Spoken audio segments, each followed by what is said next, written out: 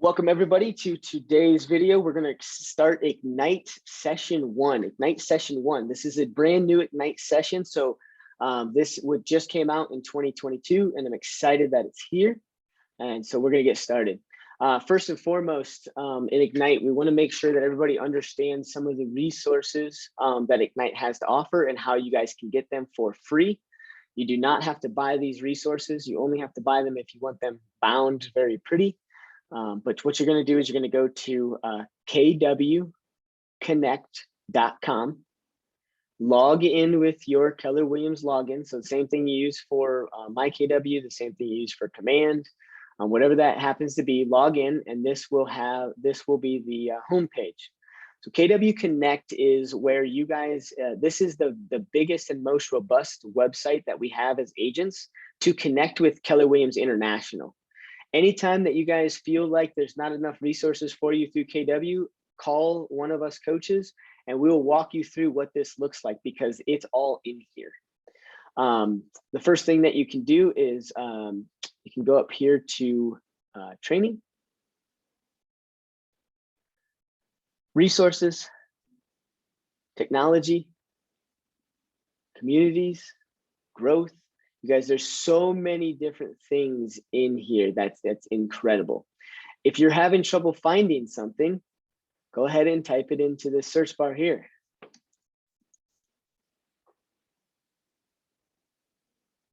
All right, you're gonna find all sorts of things.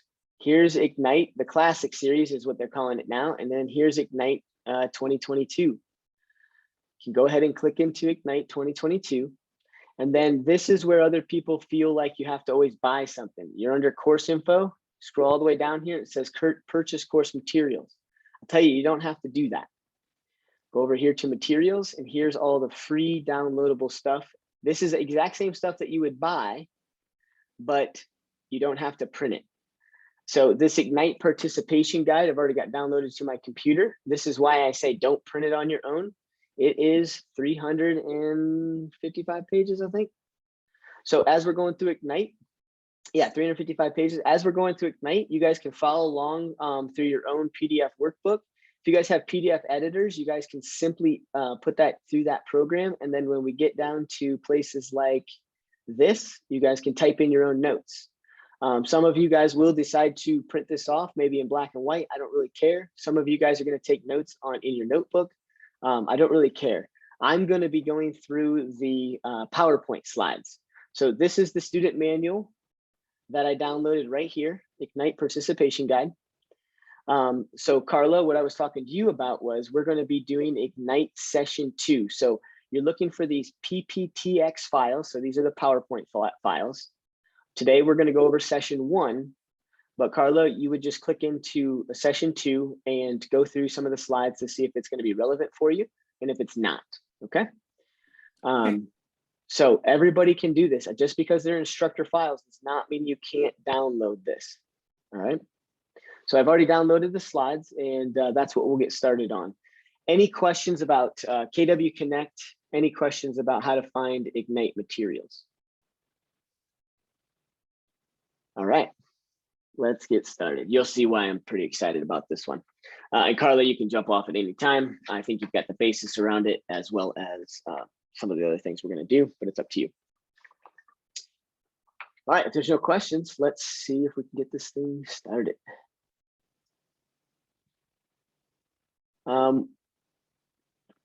Humor me. I did not realize I was going to do this on my screen. What screen can you guys see? This current slide, 1 of 57, small, says next slide. We can see both of them. Yes, what you said, Bruce. Okay, that's the wrong one. Let me, because my other monitor brought up the actual slideshow. Let's just do it this way. I don't really care. This is for material, not for a presentation. So Ignite is one of the best courses that I have ever seen. Even if you guys have ever seen Tom Ferry, Brian Buffini, any of the mega real estate training companies out there, Ignite has been one of those very robust training platforms and programs that I would say is not just training, it's an interactive learning experience. Like I said, from 2018 till today, we've been running off of the same Ignite program, and I am proud to announce that it has been tweaked as of this year, 2022. And when I say interactive as well as training, this is what I expect out of every single one of you guys. All right, because we're not making it mandatory that you guys must show up in person to go through 2 hours of the training piece and then 2 hours of the lead generation. Your expectation when you go through Ignite is to treat this as not just a learning class, but interactive. So stop me, ask me questions. We're going to mastermind. I don't even care if your question is kind of off topic from the slide. If you have questions around what we're talking about, you stop, you interact. This is mentoring, training, and coaching all packed into Ignite. But the expectation is that once I end this recording, you're not finished with Ignite. You need to go through and do 2 to 3 hours of those activities. All right. Now, when I say of those activities, I didn't say specifically lead gen. I want you to go through, and as we go through, you're going to notice slides like, not that one. You're going to notice slides like this. Ahas. I'm going to pause for a little bit, and I need every single person to write down at least one thing from the previous slides that has resonated with them and that they're going to work on. A lot of Ignite session 1 is mindset. And so going through Ignite session 1, some of your ahas will be, ooh, I need to work on that for myself in my mind or my system, or I need to learn more about that subject, that tool, whatever that is. Whenever we have an aha, I want you to write at least 1 or 2 things down that you're then going to basically focus on for the next week until we get to the next Ignite series, along with lead generation through this. So there's a lot of expectations when you go through Ignite. Jackie May, did you take Bold last fall? No, I didn't get to take Bold. Okay. Anybody in here take Bold? Danielle, are you still on here? Yes, I did take Bold. Okay, perfect. So Danielle has taken Bold. So Bold is the next class, the next interactive course through after Ignite. Okay. The reason why they say take Ignite a few times as well as take Bold a few times is Bold is more of your intense lead generation type of training and interactive class where you have to do 20 contacts a day, 100 contacts a week, or you are in jeopardy of fouling out of that $800 class. The difference is that Ignite is getting you ready for Bold. My expectation of you guys is to do 10 contacts a day, 10 contacts a day or 50 contacts a week. So as you go through and you find the ahas in what we do, over the next week, you're going to spend a little bit of your day working on some of the ahas or looking into them. And you're also going to spend time throughout your day trying to get to 10 contacts a day or an average of 50 a week. And so Ignite session 2, the first thing that we're going to do is go around the room. And I want to know what you guys did. If it's 0, it's 0. That is okay. But I want to see who's getting 2 to 3 contacts on average a day. Who's getting 4 to 5, who's getting 6 to 7, and who's getting 8 to 10, and who is already crushing it at a Bold level of 10 to 20. All right. It's not to judge you. It's not for you to judge anybody else. It's for you to see what happens when you put forth that activity. The people, I mean, there's some people in here who have went door knocking 1 time and got leads. Nothing happens by chance in real estate. It all comes from your action. And what you'll really start to realize is how little action you actually need to take in lead generation. You can door knock 1 time and get a lead. You can cold call 1 time and get a lead. On the flip side of things, you guys, you can call and make 10 contacts a day, 2 to 3 weeks in a row and not get a lead. And then all of a sudden you're 1 week away from about 4 leads. Don't give up. Ignite is going to show you how to make sure that it's very easy to do. And we're going to walk through exactly how to do that. Any questions? All right, let's get started. Something else that I very much preach, I love this graphic.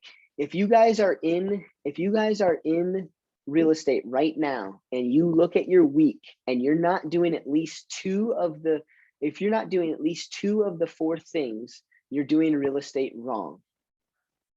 Let me say that again. Out of these 4 things, if you're not at least doing 2 of them every single day, every single week, you're doing something wrong. So go ahead and just X out lead gen follow-up or lead follow-up and transaction. This is why right here and right here, if you're not doing these 2 things each week, you will not have business.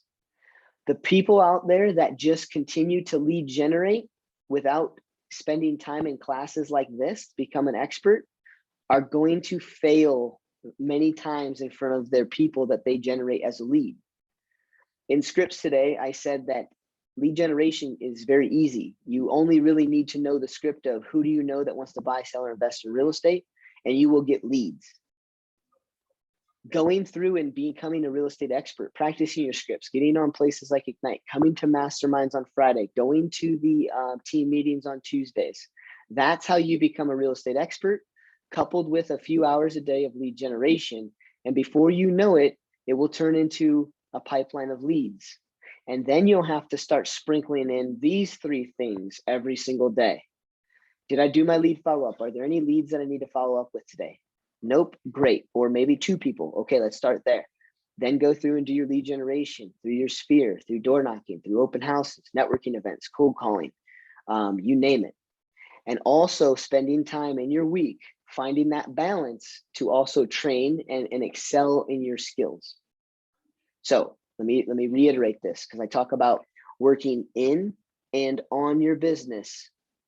If you're not doing both, you're never going to be able to really master this industry.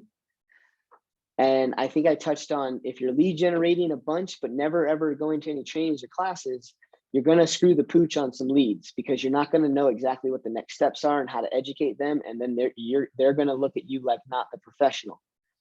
On the flip side though, you can't just be a professional educator. You can't just go to class after class after class after class after class after class and then wonder why there's no leads. You're simply not asking for business through lead generation. So it's a both and thing. It's a teeter-totter. When you're in Ignite, I don't want you guys taking phone calls. I don't want you guys responding to people. This is where you're becoming a real estate expert. If you're trying to be on Ignite and learn things as well as intake phone calls and send out emails and all of that stuff, then you're only lead generating. You're actually not becoming an expert. And so when you're lead generating, I don't want you to lead generate and get to a place where somebody says something so profound, you got to stop your lead generation just to go look up something and find another training and do it. No, you're in lead generation. Stick to it. Write down the note, and after your 2 to 3 hours of lead generation is done, then go look for that training. Okay.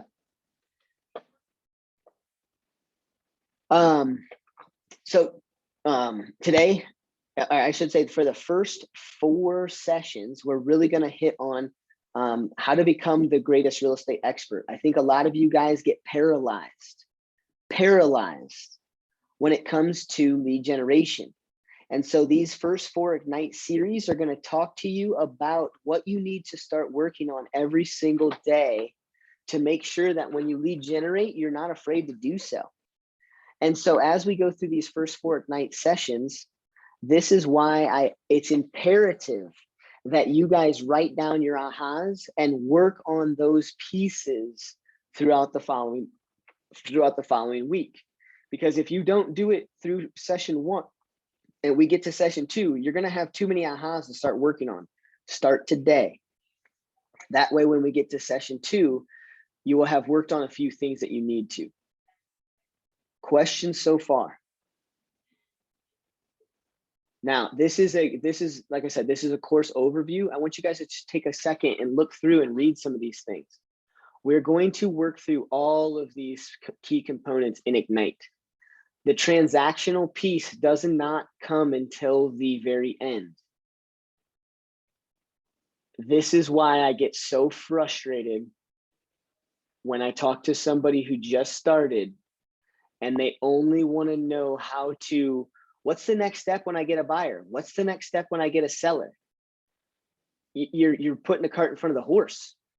How do I negotiate an offer? How do I do this? Right? You're putting the cart in front of the horse. You got to work on yourself first. Then you need to lead generate.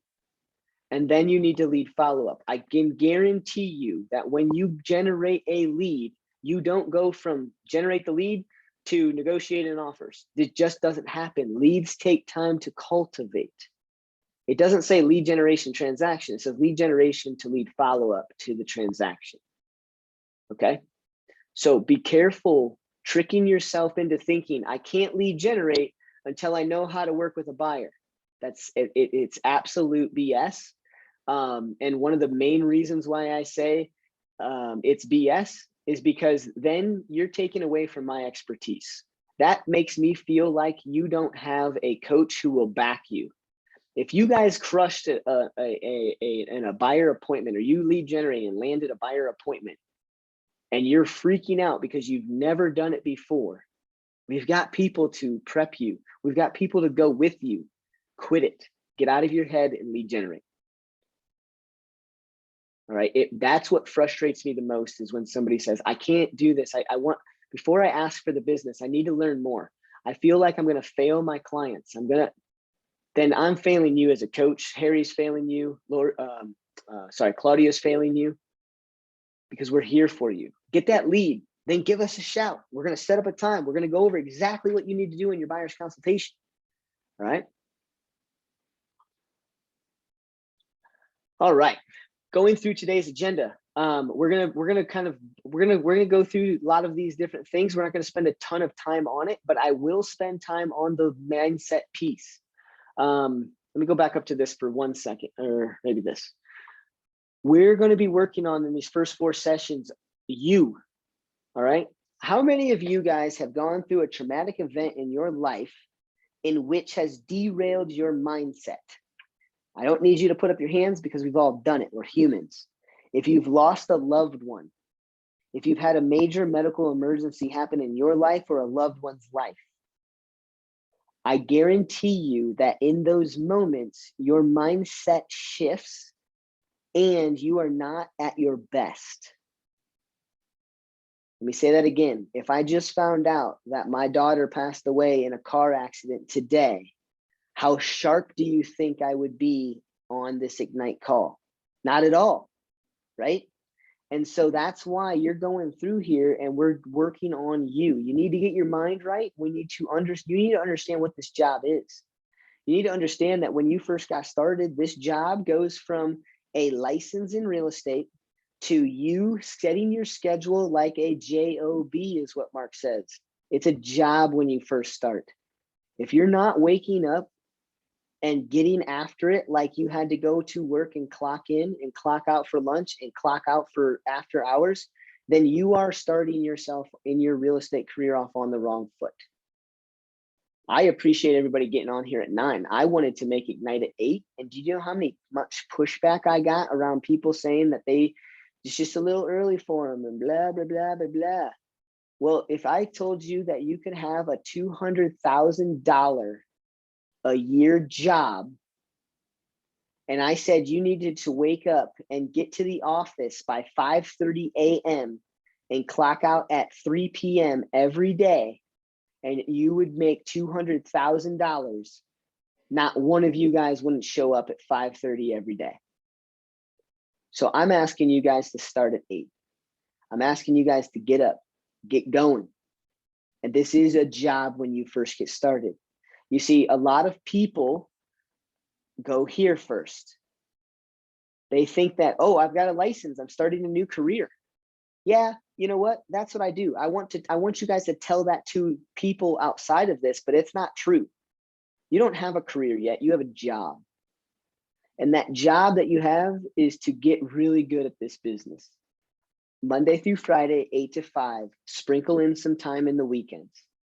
Now, if you're doing open houses on a weekend and you're door knocking on a weekend, stuff like that, go ahead and maybe take Thursday morning off or Thursday afternoon off. That's fine. You can go ahead and trick yourself into thinking I only want to work 40 hours. That's fine. The people that put in that Monday through Friday, 8 to 5 and act like it's a job. Literally, I'm clocking out for lunch at noon and I'm clocking back in at 1. I'm not spending time playing with my dog or doing the laundry until 1:30 just because I'm on lunch break. If you're not putting in the hours, you are absolutely never going to receive what you want in this job.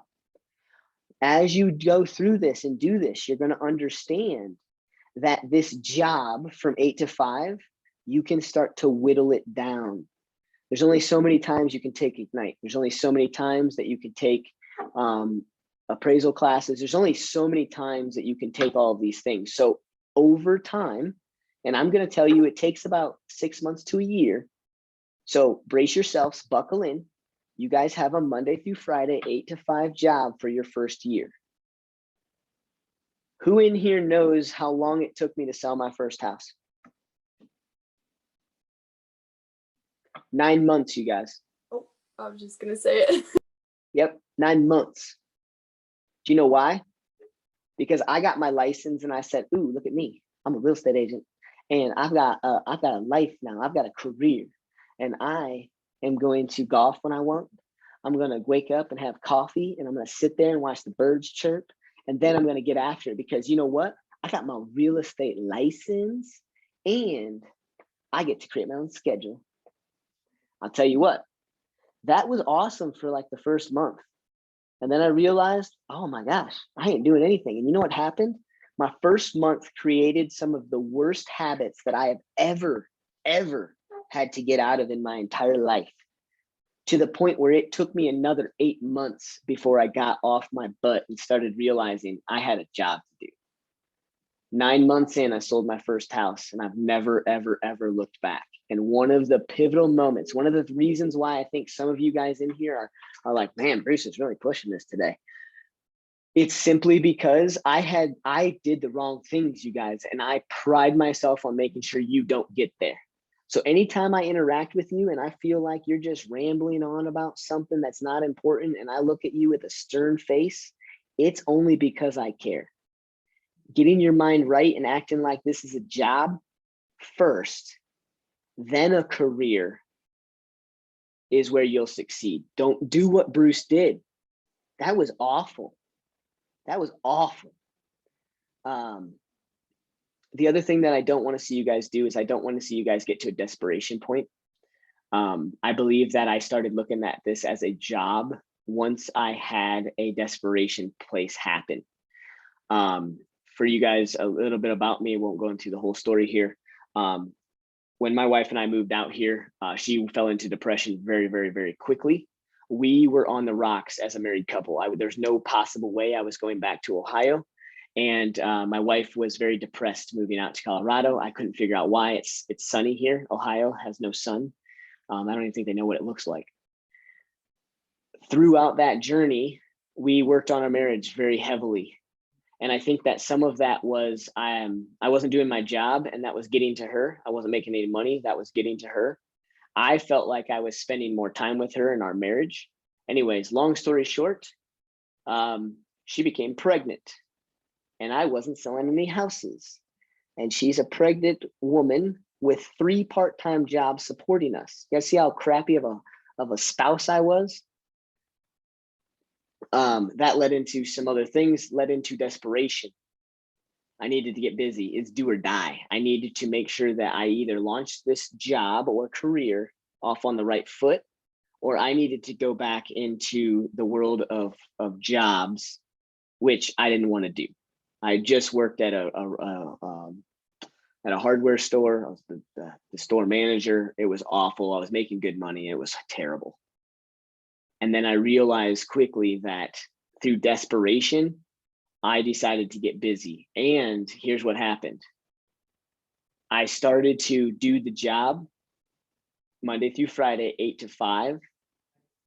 And all of a sudden, I was remembering to follow up with leads. I was remembering to practice my contracts. I put aside that time, and I ended up closing 37 homes after that in the next rolling 12 months. Simply because I put in 50 to 60 hours a week. I put in Monday through Friday, 9 to 5. And on the weekends, I would do 4 open houses, Saturday and Sunday, like clockwork, because I needed it. It was desperate times. That was hell. That was absolute hell, you guys. And I don't want to see you guys go through that.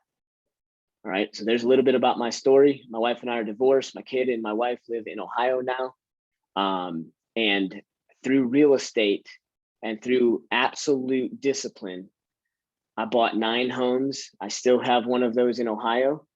And oftentimes when you guys talk with me and interact with me, you have no idea that I'm living another life in Ohio. So I go to Ohio about every 4 to 6 weeks.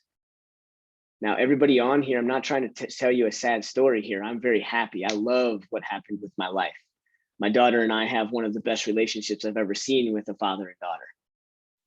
But through real estate, it afforded me the ability to make that kind of money, to have a second home in which I keep vacant and pay for everything just so I can go see my daughter about 2 to 3 days out of the month. I don't care what prices, I don't care what the price of airline tickets are, because my daughter's more important than saving a buck on that piece. If I wasn't in real estate, I would not be able to do that. Bruce would have had to move back to the hellhole he called Ohio. And I would have to find a different job.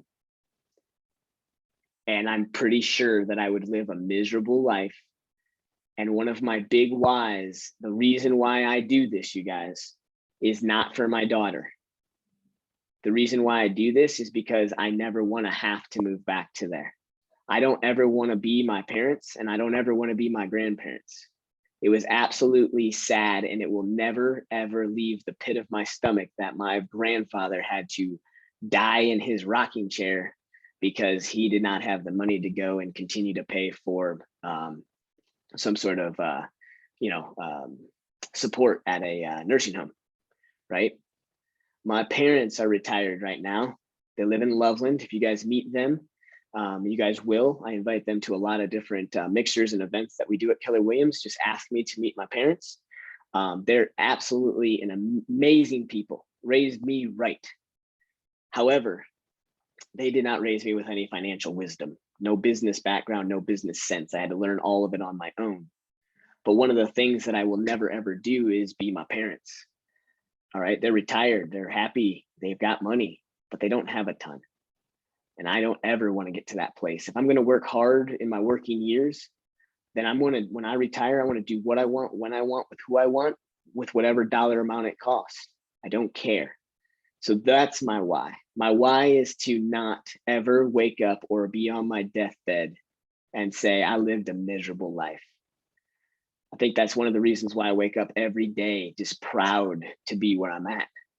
And I absolutely have a passion for getting you guys there. I don't have patience. Some of you guys already know that. I have no patience because I learned that I gave myself too much patience. I'm going to pause the recording for just a sec. I'm kind of freaking out. I got a listing agent calling me at a closing that I'm having going on. So something's not right at the walkthrough. I feel like I'm starting from the beginning. So, which is fine. Just now I'm ready to get going. Melanie, and I appreciate you being vulnerable. I really do. I didn't go through all of the details when I said it took me 9 months to get started. I started over and over again.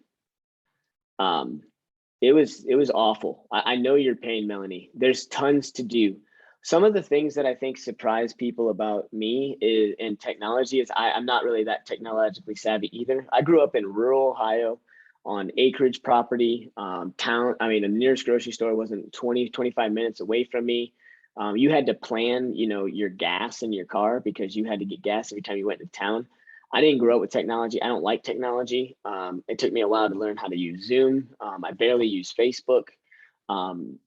embrace that, Melanie. I can tell you that you don't need technology. You can crush it, and you only need to know or understand a little bit and what you are going to use. So for me in Command, I only use the contact system and smart plans. And then my TC does, I don't know technology very well. So I have a TC who runs all my files. I don't have a website. I barely ever go on Vistaprint and design a new card. I don't really care. Sometimes I'll swap out the photo.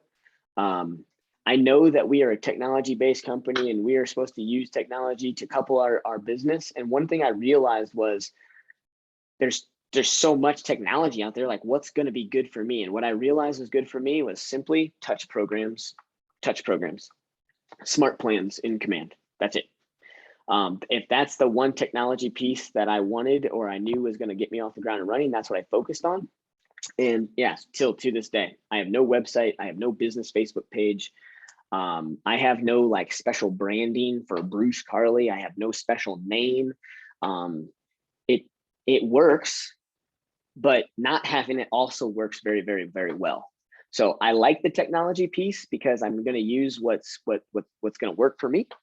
And what I realized, Melanie, was that once I took a step back and I started breathing a little bit and saying, why do I feel like there's always a mountain on my plate? I always feel like I just got this ever-weighing mountain. I need to learn this new piece. I need to learn this. I need to learn that.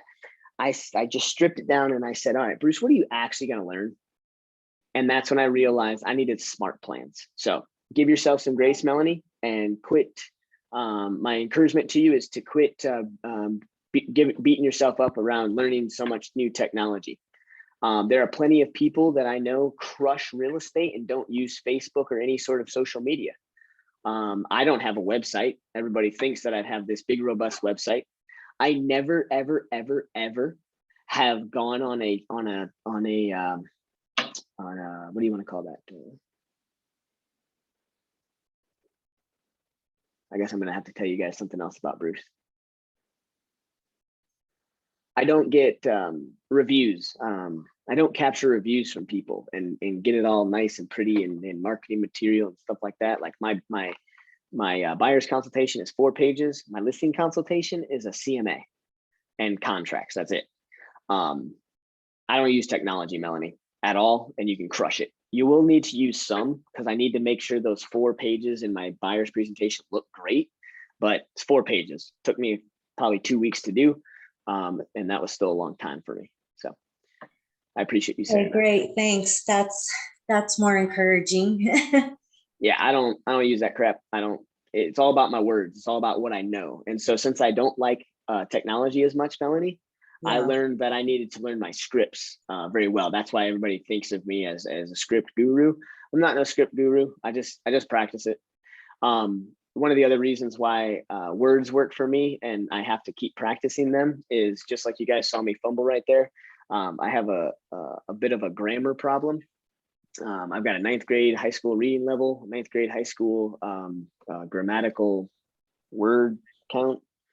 I can't remember what it's called, but it's I basically use about 300 words at any given time to explain any given thing. And so you guys can do it too. Don't be like me. Don't be like me and get started today. Treat it as a job. All right, thank you. Yeah, you bet. Like I said, we're going to go through some KW stuff, but I want to give you guys a new way of thinking today. I needed that for myself. I had to sit down with myself, going through marital issues, going through business issues, going through life issues, just packed up and moved across the country. And I want to share with you, I'm going to help you, every single one of you, change the way you look at things, and the things you look at change.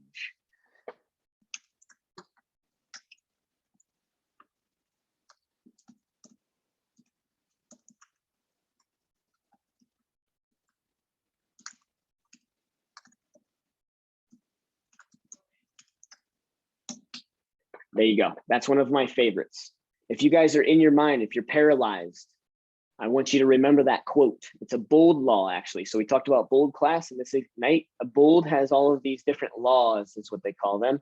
And I wouldn't say they're necessarily inspirational quotes. They're just, they're simple statements that really have deep meaning behind them and change the way you look at things. and the things you look at will change is so true. All right. I don't need answers. If you want to chime in, go for it. But I almost guarantee you guys that a lot of your guys' houses have been either updated, redecorated, or you move your furniture around and reorganize your furniture every now and then. Some people do it every 6 months, some people do it every year, some people do it every few years, those types of things, right? Why do you think that, like, if I have a functional kitchen, just because it's got golden oak from the 1990s, it's got Formica countertops, it's got you know, cheap rolled vinyl flooring, and everything's in good condition, why do people choose to update? Some of it's to keep up with the Joneses, but we spend our hard-earned money on changing things in our house just so it looks different. And that's because what it will do is it changes the way we think about our home. It makes us happy, it makes us proud. So if you guys aren't lead generating, it's probably because you're trying to do it in the same setting every single day. I know some agents who started lead generating from home and then stopped doing it. And then they went to coffee shops and sat at a coffee shop with a coffee for 2 to 3 hours and sent out hundreds of messages, emails, text messages, Facebook messages, DMs on Instagram, hundreds in a couple of hours. And they started getting business for less than $2 a cup of coffee every single day. And then that stopped working because they would go in and have coffee and start listening to an audiobook. And then they needed to come into the office. And then they came into the office and crank through some things, because the last thing you're going to come into the office and do is probably, you know, nothing. That's a waste of your time, and you know it. So you don't come into the office not to do something. But then you start to come into the office, and next thing you know, your lead generation starts to go down again. It's because you're probably talking to people at the coffee pot for too long. You're probably interacting with Karen at the front desk. I love Karen to death, so you guys will see me make fun of her. She's my aunt, by the way. You'll talk to Aunt Karen because she's a talker, she's a gabber, she loves to talk. She gets very bored at that front desk, and she will suck you in like no one's business up there. And once that leaves, maybe go try back home. Maybe go try the coffee thing again. Maybe you need to be one of those agents who can't come into the real estate office. See, Jake, maybe you can't be one of those agents that comes into the real estate office to work, but you go over to another real estate agent's house and work together in their basement. Maybe you go to a, what they call like a co-working space, and rent an office for a couple of months at a different location. It's not the office setting, but you have to change the way you look at things, and the things you look at will just automatically change. Okay, so if you're struggling, the first thing to do is change. The very first thing you need to do is change. So if you can't lead generate from home, get your butt into the office. For those of you that think that I come into the office because I'm a coach and have to, that's wrong. Nobody makes me come into this office at all, ever. I'm a 1099. I'm a commission-based person. I'm not an employee of Keller Williams. I choose to devote my time to coaching through a model that I created that affords me the ability to share with you all the information and all the crap that I had to go through to get to the success that I'm at, so you guys can get there faster.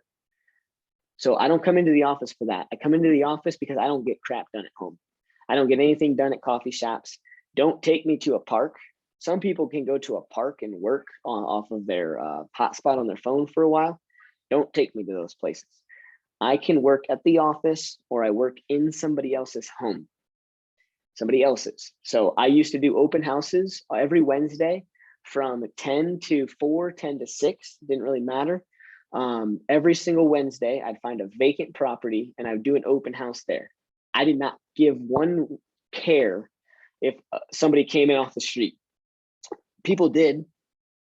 I got leads all the time from Wednesday open houses. But I went to those not for the open house leads. I went to those so I could get out of the office, because I realized that shaking up my day every now and then helped me, when I was at the office, be more effective. Some people will do half and half. They'll get up, get ready, start their day at the office, and then go home for the last half of the day to do trainings. So they'll come into the office for lead gen, go home to learn and train and do those types of things.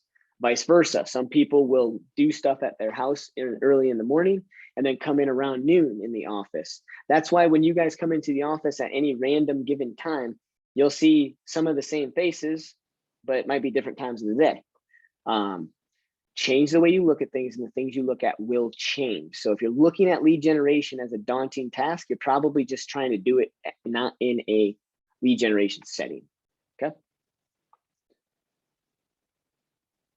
Anyone can do it. Not everyone will you? I talk to you guys about how simple this is all the time. And what it is it's a very simple game plan. I said it over and over again. If you just know the words, who do you know that wants to buy, sell, or invest in real estate? You will close business. So anyone can do this. Not everyone will. The not everyone will part is, I think, just simply because we sometimes paralyze ourselves. So now we're going to jump into probably, I'd say it's up there with my top 5 favorite topics of training events that we do at Keller Williams. Can somebody mute themselves?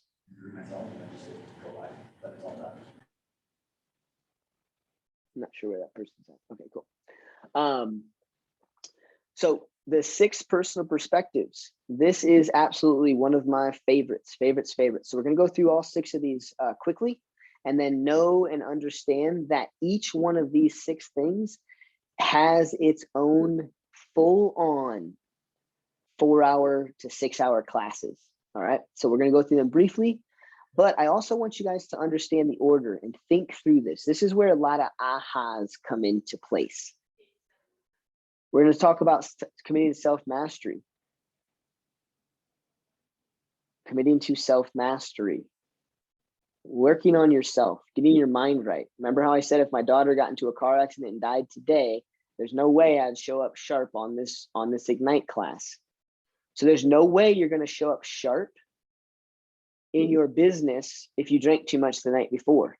There's no way you're going to show up and be invigorated to get your business done if you just stayed up too late the night before. There's no way that you're going to commit to self-mastery if you have no morning routine. If you are the person that hits their snooze alarm 17 times to time up that perfect minute of when you need to jump into the shower for 2 minutes, rush almost every day, forget to brush your teeth because you got to get out the door to get somewhere, you're not committing to self-mastery. So if you guys are waking up feeling lethargic, if you guys can't get the cobwebs out of your mind and out of your eyes before you start your day, you're probably lacking some sort of morning routine. Now, I say 8 to 5. 8 to 5 won't work for everybody, okay? I use that as a generalization. What I mean is you got into this job for flexibility, or you got into this licensing for flexibility, but when you first get started, you need to make sure it's a regiment. The shift between 8 to 5 and whenever I feel like it comes about 2 to 3 years down the road. However, that 2 to 3 years down the road, that flexibility will never come if you start with flexibility, because with flexibility in your schedule, oh, I need to go do my oil change today. It's 11 o'clock in the morning. Aren't they open till 6? Yeah, but this time worked for me. You're not committed to self-mastery. You're not mastering the craft of this. You're trying to just fly like a bumblebee throughout your life and go get your oil changed at 11 o'clock in the morning when you could easily schedule it for 4:30 and act like it's a job. Request time off with yourself to leave a half an hour early to go take your car in. Don't do it at 11 o'clock in the morning, because I guarantee you're not doing jack crap in the afternoon. If you want to commit to self-mastery, you'll start to see that discipline equals freedom. I want you guys to write that down. Discipline equals freedom. You need to start with discipline in order to get to freedom. You can't start with freedom and expect money to fall into your lap. You'll get frustrated. So that's the first step. Literally, first step. Got to do it. You will never ever be able to commit to the 80-20 principle, move to E to P, make learning based the foundation of your action plan, remove your limiting beliefs, or be accountable to yourself until you master yourself. I guarantee it. I might as well go through these slides. Committing to self-mastery, know your goals, know your strengths, your weaknesses, know how to work through both of your strengths and weaknesses to seek and master the necessary knowledge, skills, and habits to reach your goals. I want to stop for a second, talk about strengths and weaknesses. I believe there's a lot of, I don't know, gimmicks, fads, diets, motivational speakers. I believe there's a lot of things out there that are what I'm going to call gimmicks that focus on you guys thinking that you need to attack your weaknesses in order to be a better person. What this says is know your strengths and weaknesses. Know how to work with both your strengths and weaknesses. Nowhere in self-mastery does it say you need to develop your weaknesses into strengths. Nowhere in this does it say you need to continually beat yourself up for things that just aren't you. All right. Sometimes, unfortunately, one of the weaknesses is real estate's just not for you. So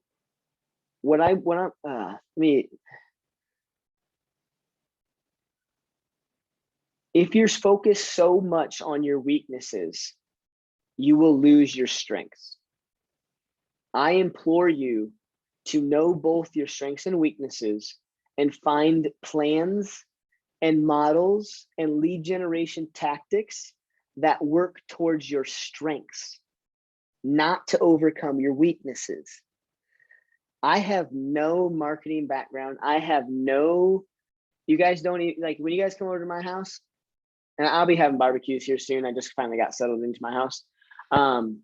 When you guys come over to my house, it's bleak. There's not really a whole lot of decor in it because I don't know what looks good. I have no clue. So I have to hire people to decorate my house. I don't choose to do that because I think it's a waste of money. So when you come into my house, it's bleak. There's not a whole lot going on. I don't care about updates. I don't care about those types of things. And same thing in my business. I don't have this big, robust booklet and pamphlet that looks all shiny and pretty because I don't want to take the time to do it. Because even if I took 2 to 4 months to figure out how to do my buyer's presentation packet the most beautiful way it ever could look, I'd be focusing on my weaknesses. And that's why it would take me 2 to 4 months. And that's why I'd wake up one day and go, I'm so sick of this. I hate technology. I can't figure out how this should look. I'm not getting any business. I can't pay my bills. It's because I'm focused on my weaknesses. Focus on your strengths. Some of you in here will be absolute influencers on social media through real estate. All right, Jake Brown just left here. I'm watching him on Facebook. Everywhere he goes, he gets on his video and talks about passing a house that he just saw. Went to a neighborhood event, went with his girlfriend to this place. It doesn't have to be all real estate, but he knows that he's got a strength in that. He's not nervous. It just happens. You want Bruce to jump on Facebook Live? Ain't gonna happen. One, because it's my weakness. I don't really care for it. I clam up and I don't like it. So I don't do it.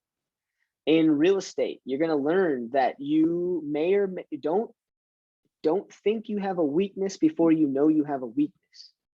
Some of you guys out there are crushing it at lead generation through open houses, door knocking, cold calling, who probably get nervous every time, but it's actually a strength of yours. You just got to get over the nervousness.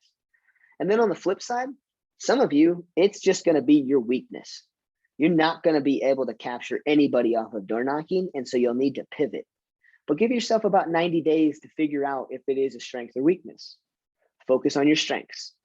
I have a learning impediment through vocab and grammar. I don't focus on it. I basically tell everybody that. So in my buyer's consultations, my listing consultations, I'll say, hey, look, if you're a grammar Nazi, you're going to hate me because I don't know how to spell and I don't know how to punctuate and I don't know really how to do things like that in email. So you're going to see emails come from me that aren't spelled right, that aren't formulated right. It might sound weird. It might be run-on sentences. I don't care. I let everybody know what my weaknesses are, because that way I don't have to spend 20 minutes on an email trying to figure out how to spell definitely, just so that way I can get on with my day. I just send it. Know your strengths, focus on your strengths, use your strengths. Your weaknesses can pretty much go to the wayside in real estate. Melanie, that's for you. I hope you're still on here. I don't know if you are. That's for you, Melanie. Don't focus on your weaknesses. If technology is your weakness, forget about it. Don't care. It's my weakness too. It's awful. Just you're going to need some of it, but if you have a phone and you're on Zoom, you still can get on technology a little bit, but forget about all the robust crap. Questions? Will do. Thank you. Yeah. All right. The second of the 6 personal perspectives. Commit to the 80-20 principle. All right. So Paretos Principle. This is the Pareto's law, Paretos Principle. It happened over in Italy. There's a guy by the name of, I forget his first name, something Pareto. Anyways, he started, he was probably like one of the first economists ever to really just kind of start to analyze cities and things. And what he realized was there's an 80-20 principle in almost everything that happens in our world. And here's some of what we talk about. 20% of your actions leads to 80% of your results. Well, let's sink in for a second, then we'll reiterate this. 20% of your actions leads to 80% of your results. So if I'm not finding that 20% of my actions are leading to 80% of my results, it means I'm probably focused on the wrong 20% of actions. So as you guys progress through your real estate career, and as you guys start to really understand what stuff like this says, you're going to really start to understand what the 20-80-20 principle is. And my biggest example for you is if there's 40 hours in a week, you technically, when you get really, really good at real estate, you only will ever actually need to do about 4 to 5, maybe 6 hours of lead generation every week to hit 80% of your results. I'm going to say that again. When you get really good at this, you will only need to lead generate 1 to maybe 1.5 hours a day, maybe 4 days a week in order to hit 80% of your results. But what that also means is that if you have a goal of 100 homes and you spend about 1 to 4 hours a day on lead generation, you're probably going to hit 80 of the 100. So to get to 100% of your results, that's where you start to see that we do need about 2 to 3 hours of lead generation every single day, as well as 2 to 3 hours of lead systems, learning, those types of things. You're going to see charts broken up all over real estate in 2 to 3 hour chunks. And this is the main reason why. So when you get started, you're learning how to lead generate. So I'm make sure that you guys are lead generating probably 6 hours a day, 4 to 6 hours a day, because those 4 to 6 hours that you're doing it, you're also learning on top of lead generate. You're not efficient enough yet. You want to work to get to this place. So 20% is what we call lead generation. Focus on your top 20%. That's lead generation, because we know if you focus on the top 20% of actions, you're going to get 80% of the results. You sprinkle in a little bit more than 20%, then you can start to get up to 90% of your goals, 100% of your goals, start to exceed your goals. The other flip side to the 80-20 principle, and just kind of going back to the history behind it, did you know that about only 20% of the population in any given city makes up the sum of about 80% of the wealth in each city? It's no different in lead generation with agents. The agents that focus on their top 20% actions called lead generation are in the upper 80 percentile for results. They're the ones who make all the money in real estate. Now, there's also an 80-20 principle with lead generation to other things in your business. It's said that if you have a day where you have stuff going on all over the place, all over your calendar, you have to focus on here and not here, meaning 80% of everything that we do means nothing. Designing your business card produces no results because lead generation, your top 20% produces it. Designing a website, setting up smart plans, getting on Ignite trainings. I hate to say it because I love training you guys. It doesn't help you produce any results in business. So as you're going through your day, make sure that you set your day up for success to get through your top 20% and then work on the bottom 80% later, because the top 20% of your activities gets you 80% of the results. Your marketing and stuff like that through your business cards and your open house or your open house flyer and your website, that only produces maybe 20% of your closings. So that's why I don't want anybody to spend time on those types of things. There's systems, there's tools, there's things for it. And honestly, I can attest, I don't even do the 80% because it doesn't work. It doesn't produce me any results. Questions about the 80-20? All right. So like I said, 6 personal perspectives is absolutely one of my favorites. Here is one of my favorite ahas that I had in real estate. When I saw this graph, I had no clue what it meant. And I had no clue why I was the left-hand side. So Melanie, and for everybody on here, when I said that it took me about 9 months before I got off my butt to do something, I was stuck in this box for 9 months. And then I decided I needed to actually move to this box. I needed to go from what we call E to P. Now, when everybody hears the word entrepreneurial, they think that's somebody who's a successful business owner. Entrepreneurial is more of a state of being in business. So when all of you guys got here, you all have, wherever level you're at, you all have a baseline entrepreneurial mindset. Here's what I mean by that. You all know that you're going to sell houses. That's basics, right? You also all know how to pick up the phone and call people. That's basic. You learned a lot of things in your past life to be entrepreneurial, to get started in real estate.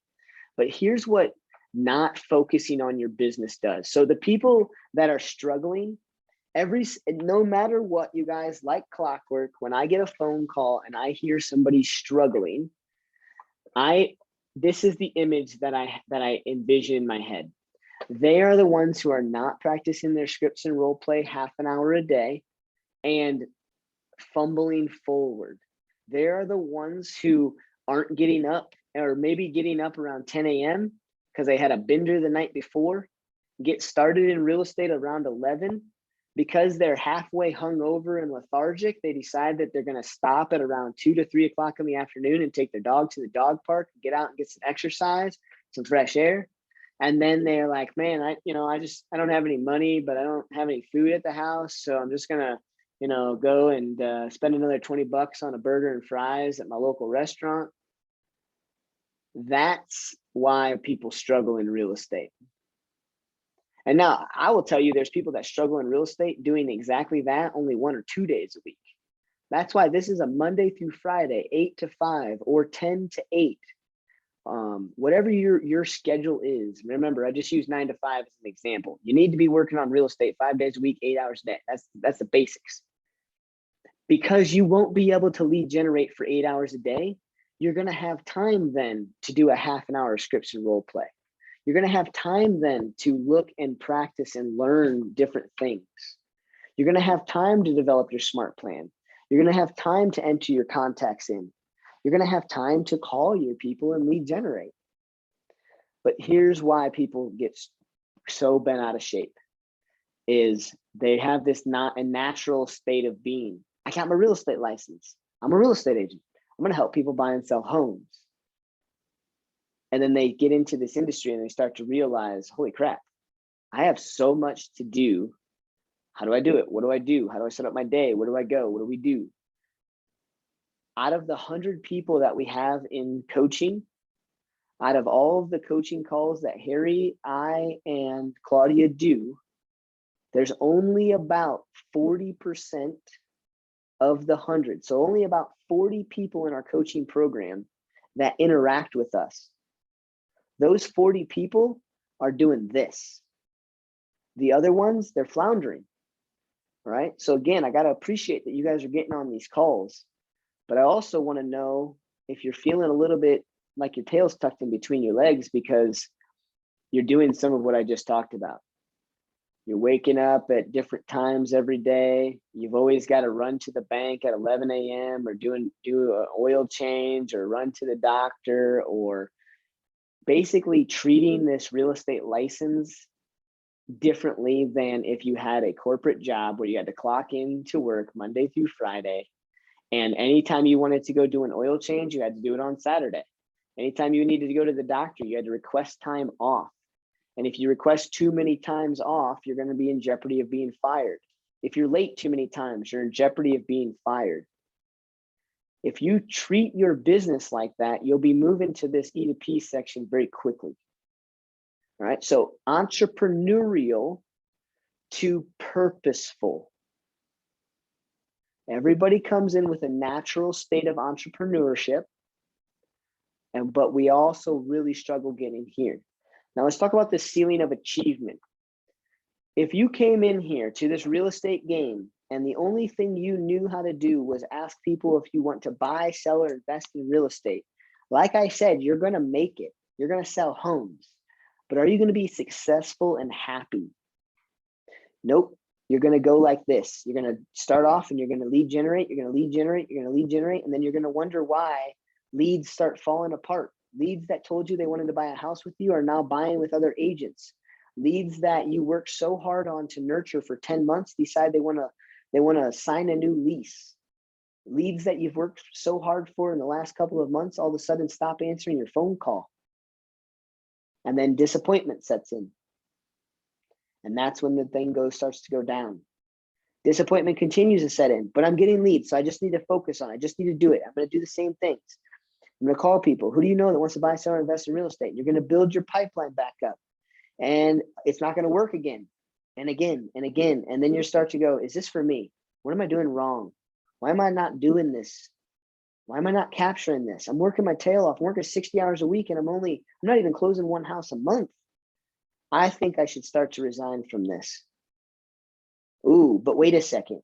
Coldwell Banker, they have this marketing campaign that looks so cool. I think if I just lead generate the way I am, I'm gonna go get their marketing packet and I'm gonna use that, and that's gonna help convert buyers over. Oh, Remax. Oh my gosh. You know what? Keller Williams says they don't do any marketing spend on Keller Williams because they want their agents to market themselves. Well, I'm not marketing myself, so I'm gonna jump over to Remax and I'm gonna grab that balloon, because that balloon, I just read an article online because real estate's in front of my face every day that says that balloon is the #1 seller in real estate. No, it's the #1 seller to put money in Remax's pockets. But it looks like a greener pasture, and I'm gonna go over there, but I'm not gonna change anything I'm doing. I want other people to do it. I want to figure it out, and I think those other brokerages are gonna help me figure it out. Ooh, look at this. Ooh, things are going well. Okay, I'm reinvigorated. Ooh, my buyers, they're starting to like this marketing packet that I have no idea how to talk through. I don't practice how to talk through it. I don't even know if I like the way it looks. I don't even know what's in here. My buyers just seem to like it, but I'm getting more leads. Wait, why aren't they converting? Why isn't this marketing packet allowing me to sign up a buyer to go under contract? Why do I keep getting beat out on offers from other on all these listings? My buyers are getting frustrated. They're starting to sign new leases. Some buyers are starting to fire me. All right, well, I got lead generate. Oh, I don't know how long I can do this. And the cycle continues. All right, this brokerage isn't working. This marketing material is not working. My website's not working. Screw Facebook. That doesn't work. Everybody's getting off of Facebook. Now I don't even know how to do I don't know how to do TikTok. I don't want to do any of that. Oh crap. But I just heard from Tom Ferry that there's this new platform out there that will take care of your social media for you. And if you want to convert leads, you hand over these leads at a 50% referral and we'll close them for you. You'll make a lot of money doing that. Just lead generate, keep doing the same thing. And again, and again, and again, and again, and again. That is what Bruce was doing for the first 9 months in real estate, you guys. I interviewed multiple different brokerages. I tried different websites. I tried different, Facebook business plans. I tried this, I tried that. You know what I didn't try? I didn't try and focus on what was going wrong. Why did I need more than just to know how to say, who do you know that wants to buy or sell real estate? Why did I need to focus on those dialogues, focus on what my strengths were and not my weaknesses, right? Over here, I don't know marketing, so I'm going to go to a company that has better marketing than I can ever create. Well, if I don't know marketing and I'm not going to use marketing, what is marketing that looks really good going to do for me? Nothing. I needed to focus what I was doing wrong, not what the outside world was doing wrong. Not what why my buyers were going under contract with other agents. But then that focus turned into models and systems. All right. The model of lead generation has to happen in the morning before you start anything else. Now, if your morning or if your workday is 10 to 6, then start your lead generation at 10. I don't care. But the model says that you need to lead generate first. It goes back to the 80-20 principle. 80% of your results come from lead generation. And here's what happens. If you don't follow the model, you're going to go to trainings, you're going to do things, and then you're going to be going to lunch, and then you're going to get done with lunch and you're going to be full. And then you're going to go, man, I really need to lead generate. I'm so sick of myself for not lead generating, but it's like 2 o'clock in the afternoon. Like, I'll just probably, tomorrow's the day. Well, I should probably send off some emails. Maybe I should add some people on Facebook. All right. Yeah. You know what? Yeah, that's lead generation. I'm going to go ahead and do that. And then you're like, tomorrow I'll make calls. And then it doesn't happen again and again and again. And that's why focusing on what your strengths are, focusing on where you need help, where you want to grow and blossom will help you find the model that's right for you. Let me say that again. The model that is right for you. I want you guys to think about agents in our market centers that you idolize. I know you all do it. I did it. We all do it. Anybody that you can think of that is super ultra successful in your eyes, I almost guarantee you that their model is not for you. Don't emulate them. It may be, you may want to give it a try, but I would be very careful with that because that person's focal point was different than yours, almost guaranteed.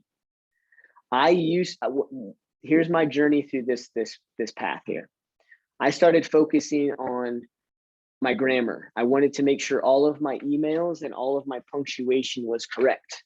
I wanted to make sure I had marketing materials that all were there and done. And I realized quickly that I was focusing on the wrong things. I focused on Bruce. I am an introvert who excels in large settings. I don't know why, but that's just what they label me as. I needed to understand that I can be an introvert in a big group of people. I have no problem not being the spotlight in a room. I don't like really being a spotlight in a room. So I could be an introvert. And so what did I do when I went to networking events? Instead of trying to break out of my shell and talk to the person over there who seems to command attention in an audience, I needed to focus on the other introverts in the room. The other people that I knew were standing in a corner because they were nervous to talk to other people, just like I was nervous to talk to other people. And so once I started diving into my strengths, I'm an introvert, so go talk to introverts. I can't talk to extroverts. And I've learned that I hate extroverts. We have nothing in common. You guys know so much trivia that I don't know. You guys are the life of the party. I don't want to be the life of the party. You guys can stay up till 2 a.m. and then wake up at 8 gung-ho for the day. I can't do that. So I had to get to focus. What was my business going to work on? Well, I pride myself on buyers that are moving across the country and sellers that are local who are also going to move away and out of across the country, because that's what I did. I know the pain of it from coming out here from Ohio. So I focused on a buyer consultation that was for people moving all the way from across America or people that were just moving across town. That's my focal point. Was my buyer consultations blew the socks off of people because I knew exactly what that transition was and how to take the stress off of them. And all of a sudden I started having buyers sign listing agreements at my consultation. After I started focusing on things, I needed to understand the models. And the models say, you need to start with scripts and role play, and then you need to jump into lead generation. And then you need to go on lunch. And then you need to tidy up your database. Then you need to answer emails. Then you need to go on appointments. And if you're not going on appointments, you better be lead generating or training some more. Do that Monday through Friday from 8 to 5, 10 to 7, whatever your day is, and use that model, and I guarantee you'll start to succeed.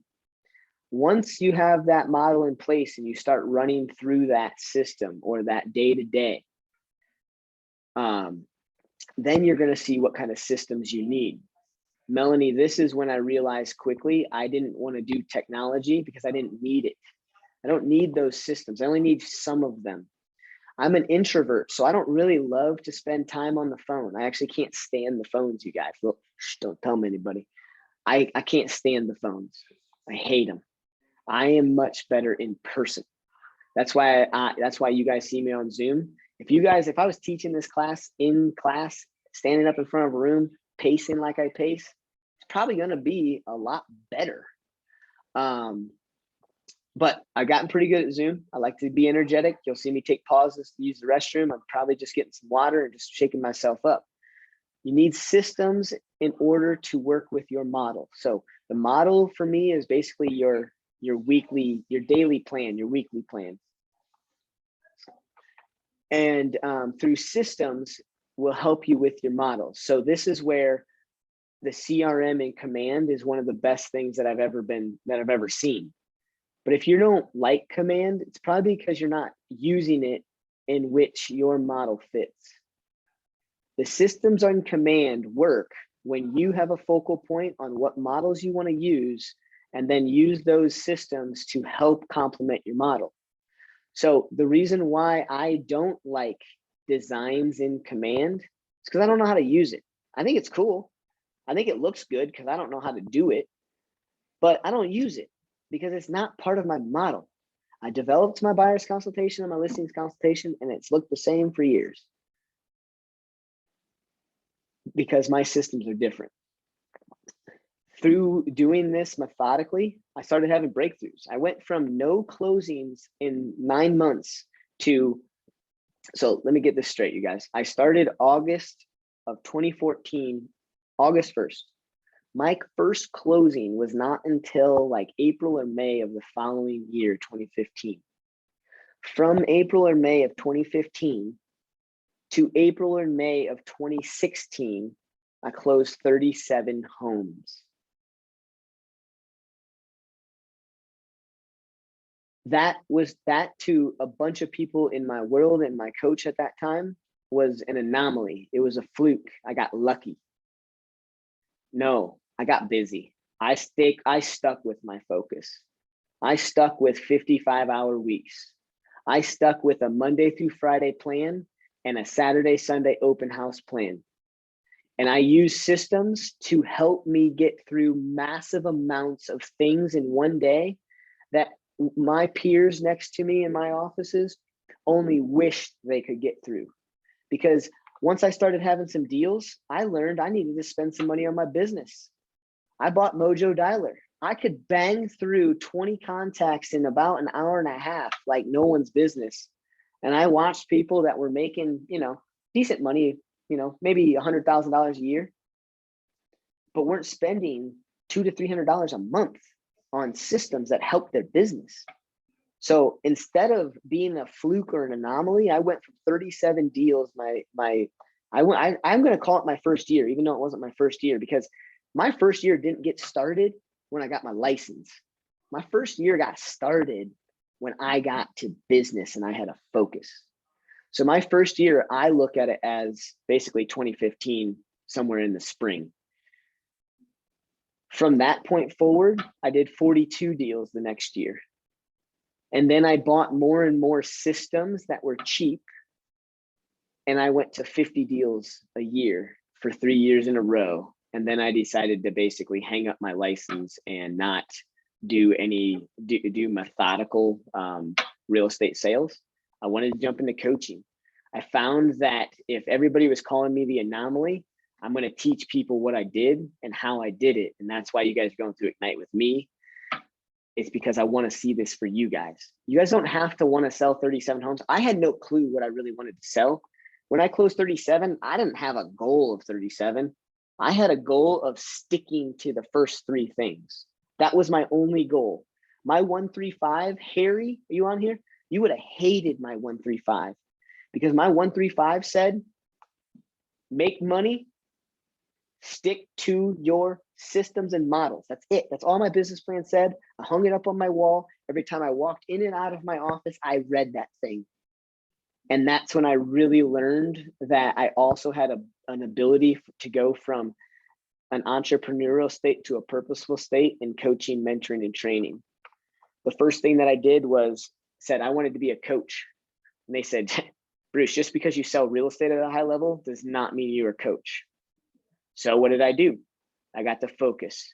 How can I be a coach? How can I be the best coach? Just because I can share my information with people and my stories doesn't mean I'm going to be the best coach. So what would make me the best coach? I needed to hire a better coach. So the first thing that I did when I said I wanted to be a coach was I hired a coach to coach me into being a coach. I pay them $1,000 a month for a half an hour call every Tuesday from 12 to 12:30. And I still do that. I've had 3 different coaches now because I've progressed, but I got busy. I didn't really want to spend the money on $1,000 a month on coaching. So, but I knew, just like a trainer at a gym, if I spend that much money on a coach, I'm going to show up. If I spend that much money on a coach, I am going to do the homework that he gives me. You guys don't pay me anything. I mean, you guys kind of do, you kind of don't. It comes from your splits. Harry, Claudia, and I don't make hardly anything from helping you guys. I don't say that to discount what we do. I say that because I believe that, like I said, when I was doing this and looking for greener pastures and interviewing other brokerages, I learned quickly that I was at the right place. I just needed to get to focus. So I learned quickly that coaching was not going to make me a lot of money, but I wanted to be a high-level coach. Because through being a high-level coach, what did that do for me? Caused me to continue with my skills, can cause me to continue to practice scripts. I don't know about you guys, but practicing scripts every single day for 5 years in a row got boring to the place where I didn't want to. So then I thought, ooh, I'm going to coach. My coach and I started masterminding. He says, hey, Bruce, just because the office won't let you be a coach, why don't you volunteer to run scripts practice? You said you're slipping in that. Volunteer to run it, post it, advertise it, and I bet you anything you'll do scripts. And I did. Just because scripts got boring didn't mean I still didn't need to do it. So I started running office scripts. Then I started taking the productivity coach out for lunch. I love Philly cheesesteaks, you guys. I started taking the coaches out to lunches, and I started to ask them how I could help. And one time I saw her pound her fist on her desk because she had somebody lined up to teach an Ignite class that bailed on her about 2 days beforehand. And I said, can you do it with me? I got 2 days. I'm going to learn everything about that class that there is to know. I'm going to get down and dirty with it, and I'm going to teach that class. If you want to help me, go for it, but I'd like to teach it. Can I, please? She said, look, I got nobody else. Yeah, go ahead, and I'll fill in all of your voids. I made sure that my coach did not speak for 2 hours because I wanted to crush it. And that's exactly what I did. And then that next batch of Ignite came around, and I got the invite to teach multiple Ignite classes. And then I got to focus, and I looked at the model and I said, I want to teach all Ignite classes. So I studied them all of them. And that's when they started recognizing that Bruce can still do all of that and close 50 deals in 1 year, as well as he's on to his 4th rental property. If you guys want this life, do this. I know we have the 6-person perspectives, and I just hit home on this one because it is the #1 thing I see people fail at. I think a lot of us can be happy and commit to self-mastery, and I think that we do. I think that a lot of you guys are on here for that. Oh, if we're actually going from E to P. Can you guys still hear me? My earbuds are dying. We can hear you. Sweet. Okay, cool. I hit home on this because if it wasn't for this, I would be a failure in real estate. I would be the 80% that fail. All right, I don't know if you guys know this, and this is a heavy thing. Bruce, we can't.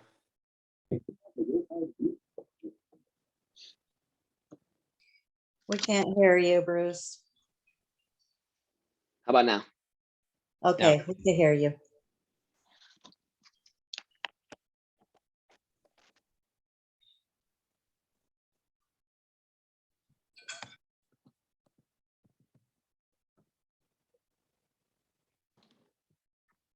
All right, I got backups for days.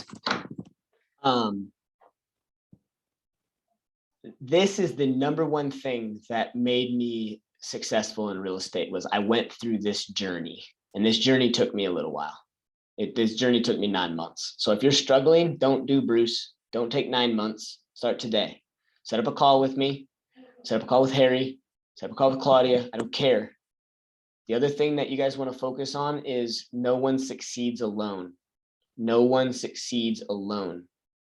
I may not be the right coach for you, and I'm cool with that. Harry might not be the right coach for you, and he's cool with that. Haley or Holly, you may gravitate towards Michaela. Michaela might not gravitate towards you. So you guys need to find accountability partners. No one succeeds alone. Continue to burn through accountability partners until you find the person that's going to drive you, that's going to help you focus every day. And if you guys find accountability partners, here's the 3 things that you talk about every single day, 5 days a week. This is a job. So I didn't say twice a week. I said 5 days a week. You guys are going to jump on a 5 to 10 minute phone call with each other and say, what is my main focus today? And if that accountability partner recognizes that that main focus is not in alignment with the 80-20 principle, they need to call you out for that. And then they're going to ask you, what's your day look like? What kind of model are we using today? And then they're going to ask you what kind of systems you're going to use to help complement your models. And you're just going to go back and forth and get off the phone, and you're going to commit to that. And the next day, you're going to ask them, how did yesterday go? Did we stick to this? On a percentage scale from 1 to 100, what would you grade yourself on yesterday? And then jump into today. What's the main focus today? What's the model I'm going to use and the system I'm going to use to complement it? That's how you can hold each other accountable. I'm not the greatest accountability partner, you guys. I'm self-disciplined. When I was going through, I never was encouraged to have an accountability partner. So I had to do it all on my own. And so I'm not the greatest one. I'll just be straight up honest with you. I'm pretty blunt. When I say what's the focus for today, and I can recognize quickly that the focus isn't on the 80-20, I lose patience fast. I'm not the greatest accountability partner. I'm pretty good with the people that are high Ds. So if you guys are high Ds, meaning if you guys took the disc profile and you're a high D, we'll probably get along really well. For those of you that are high Is, high Cs, and high S's, you're probably I might make you cry, and I don't want to do that. Go through this, you guys. I'm here to tell you that I would have failed, and I don't want to see you guys fail. Our coaching program is running at a 60-40%. The industry average is an 80, or I'm sorry, is a 20-80%. So in our coaching program, we're seeing 60% succeed and about 40%. I don't even want to say fail, but 40%, I'm going to guess out of the 100 people on our roster, there's going to be about 40 people that aren't in real estate in the next 5 years. Those people aren't on here. I don't ever have a hard time saying that, because the people that get on my Ignite classes that learn and want to work through things, they're the ones who will succeed. So I'm never worried about calling any of you guys out. Don't feel like that. But Harry and I have to realize, swallow, and understand that we can't force anybody to jump on here, and that 40% of everybody in our program is going to fail. And that's okay with me, because we're running at 60% success. In the industry, any other brokerage that's out there runs at 20% success and 80% failure. I'm very proud of what we do, but I also believe that's because Harry has a passion to make sure that you guys don't fail. I have a passion to make sure you don't fail.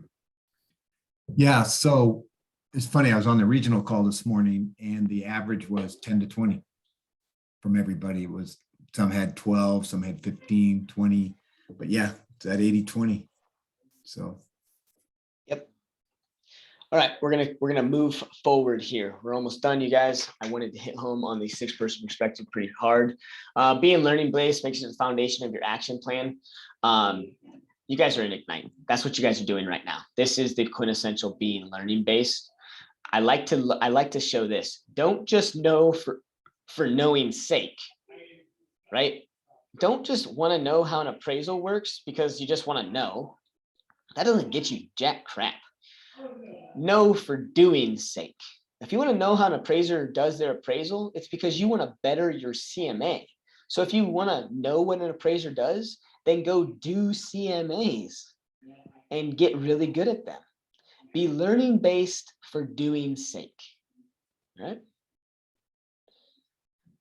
I am neither especially clever nor especially gifted. I am only very, very curious. Guys, none of you have to have a brain on you. None of you have to be a neuroscientist. None of you have to be an astrophysicist. You just need to understand that you need to be curious about what your business is doing. That's this focal point. I'm very, very curious. Curious to why my business isn't working. Curious as to why this is working, but I never thought it would. Curious as to why I still get nervous door knocking, even though it's the best source of lead generation that I have. That's what that says to me. Remove your limiting beliefs. Remove them, remove them, remove them, remove them. The reason why I make people cry is because when I hear stuff like this, well, I'm sorry, Bruce, I had to go get my oil changed. I shut down very quickly. Very quickly. I can't be successful in this market. Who in here has told yourself that? I don't get frustrated with that because I believe that that is something that the media projects on us. I believe that there's a lot of real estate recruiters out there that are going to call you from other companies and different training platforms. And if you're having trouble in this market, I can make you successful over here. Pay me X amount of dollars per month and I'll coach you into being successful in this market. You can be successful in this market. Guarantee it. We have in our training program, we have multiple first-year cappers in our market centers. I can't devote 3 hours a day to lead generation. I'm sorry. Unless you have another full-time job, and that's the only excuse that I will ever allow, is that I need to have another full-time job in order to support my family, you have 3 hours each day to devote to lead generation. If you're not, I shut down with all of this crap. Well, Bruce, I'm sorry, I can't meet today because I'm getting my hair cut. I can't come into the office today because, you know, it's like a 15-minute drive for me. And, you know, I got to be back to you know, pet Fluffy because at 3 o'clock in the afternoon, he always gets his afternoon fluffy pets. I'm not going to be the one you want to call, guys. Remove them. Remove them. You see, limiting beliefs cause us to have limited success. If you want unlimited success, because that's why we all got into this, there's no ceiling on my income. I will make $3 million a year at some point in my future. I don't know when, but I'm on that plan. I'm not very close to that plan, but I will make $3 million a year before I die. Guaranteed, no ifs, ands, buts about it, because I have no more limiting beliefs around it. If you think that going door knocking is scary because you're going to get somebody that slams the door in your face, or they're going to say this to you, or when they answer the door and they say that they're interested in what you have to say and you don't know what to say, those are limiting beliefs, and that's what's causing you not to take action and go do. Be accountable. Be accountable. I don't think we need to talk about this and hit home on this. I hit home on this on E to P, but just read through this real briefly, right? Doesn't seek reality. Ask no questions. If you guys are in any of my classes, any of my things, you guys got to know I am super, super, super approachable. Ask me a question. I think the reason why some people will tell me I'm not approachable is because I can't stand complaining. Questions are not complaining. Come ask me. I'm super approachable. Don't come complain to me. My life has been hell. I knew how to get through it. I worked on it, and you can do the same. I'll help you get through it, but ask questions about it, not statements about it, if you will. Denial. That's just not for me. I don't sound like that. It's not the way I see it. That's just your perception. I see it a different way. Be accountable to yourself. I'll tell you that just a basic thing around that slide is own everything. Do you know that I will absolutely take responsibility for everything in my life, even if I know with 100% shadow of a doubt that it's not my fault? Anything that hits my plate, it's my fault. It's my fault. It's my fault that Harry and I haven't made money in coaching from January to March and all of a sudden started to. It's my fault that some of you have been on the roster and I had the wrong email address. It's my fault that I had to go through a divorce. It's my fault that my daughter lives in Ohio. It's my fault that I take on everything in life. If I have that and I can be accountable to myself, I can work through my divorce. I can work through lead generation. I can work through knocking on somebody's door for the first time and not saying a word. Everything is Bruce's fault. And I want it to be, because through my fault, I can problem solve. I want to say that again. I take on everybody's faults in my mind. I don't necessarily take on everybody's faults. If you don't have money, I'm not paying your bill. That's not what I'm trying to say. I take on your faults, because by taking on your faults in my mind grows me as an individual and as a person. If that was my problem to have, how would I tackle it? If I can't do this because I have this, how would I do that? Be accountable to everything that you see in life. When you're passing somebody in a grocery store and they say something over the phone to somebody, think to yourself, if I was in that situation, how would I handle it? How would I be accountable? I promise you, if you start walking through life being accountable to things that you don't even need to be accountable for, just planning it through your head, you'll start to do the same thing in your own life. You'll start to do the same thing in lead generation. You'll start to do the same thing through the systems and tools and the trainings. Take everything and create it as your own and problem solve through it. That's how you can rapidly be accountable quick. I love this guy, Sean Aker. I love mindset, you guys. I love mindset. Love it, love it, love it, love it. If you guys haven't read Sean Aker's book, The Happiness Effect, I encourage you to do so. Happiness is not an individual sport. This is where we just talked about earlier. No one succeeds alone. Not one person succeeds alone. Nobody. All right, write down your ahas. Hopefully you've written down as you've been going. KW culture. All right, my little tidbit on KW culture is, you guys, we have so many different things that you guys can go through. In the KW Connect that we talked about at the beginning, you're going to see all of this stuff. I encourage you to go through here. Wealth building, profit share. When you have a great interaction with another agent, you can get them into your downline in Keller Williams. Whoever you guys are under makes money off of your deals without you paying them. I make about enough to pay for my royalties, my cap, and my office bill every single year from people that are in my downline. I've been doing this for 8 years, you guys, and I only have 8 people in my downline. Actually, I think one of them just left. I have 7 people in my downline. Those 7 people basically allow me to work at Keller Williams for free. Anyways, there's a lot of different things in here. You guys know I'm a big cultural guy. I believe that I want all negativity to run out of my life. And so that's another reason why I can't stand limiting beliefs. Limiting beliefs are negative to me.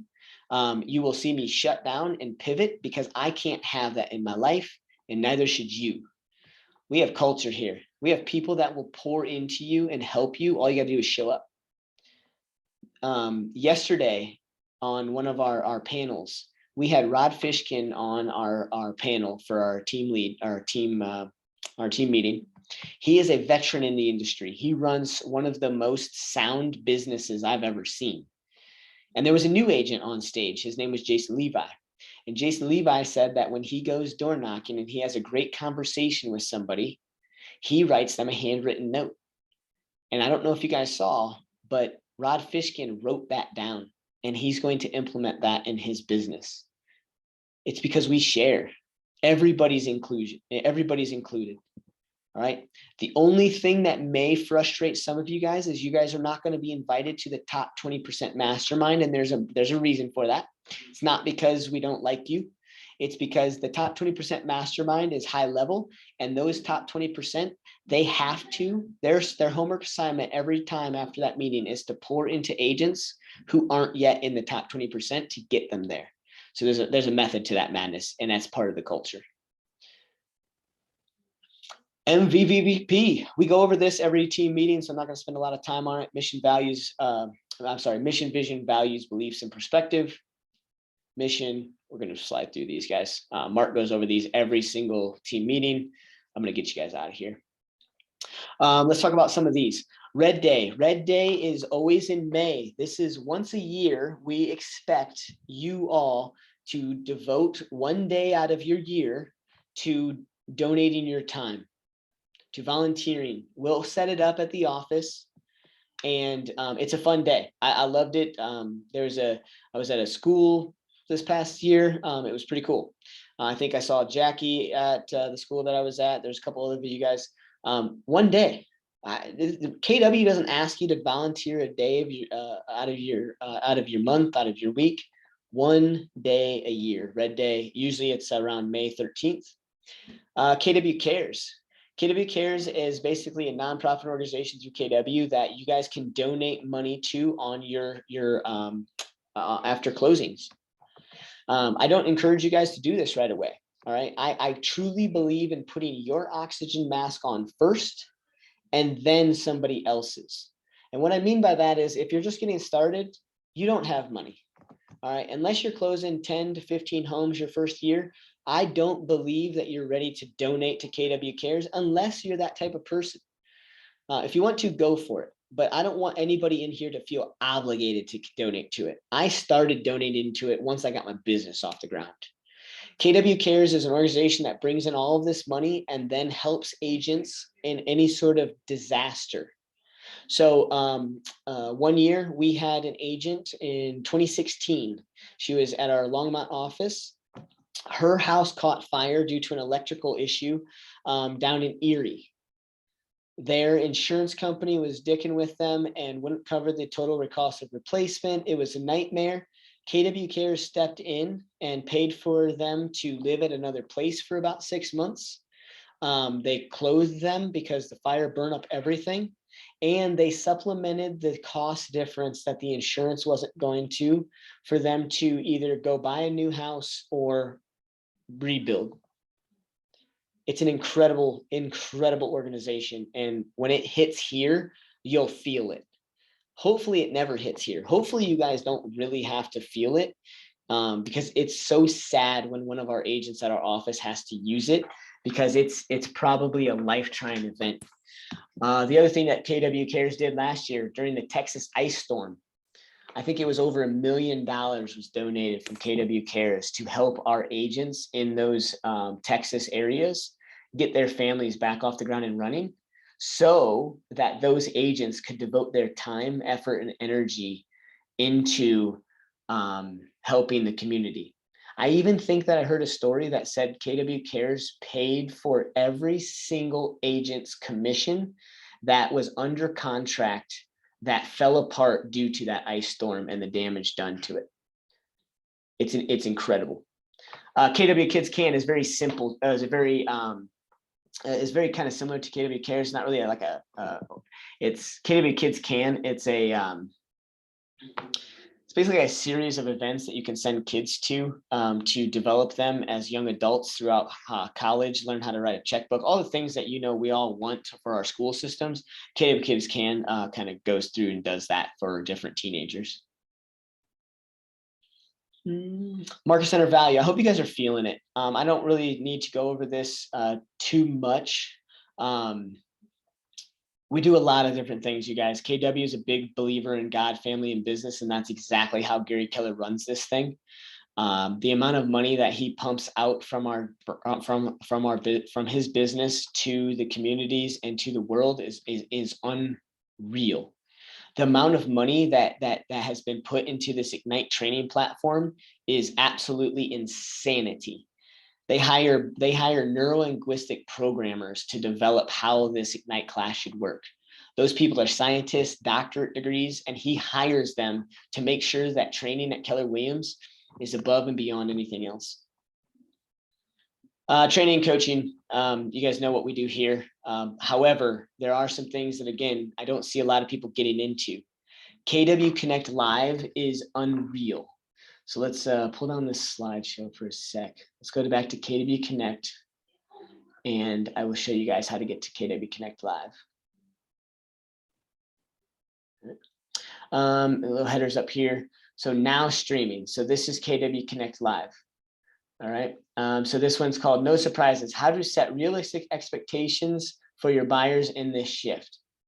This guy right here is one of the top dogs in all of Keller Williams. His name's James Shaw. Very powerful, but there's always pretty much something going on. And I'm sorry, there's always pretty much something going on every day, not like every hour of every day. Tomorrow, 3 ways to get more buyers offers accepted. Friday, luxury learning series, market your luxury business. Tuesday, yesterday was buyers are blooming, buyer opportunities. So we're understanding the shift is here. Keller Williams is all about helping you in your business. These are people that aren't Harry, Bruce, and Claudia. You guys can't get all your training and learning simply from us. KW Connect Live is amazing. KW Connect, we already went over at the beginning. Okay. Command, go to Ryan's command classes. So let me share with you guys. Jasmine, you on here still?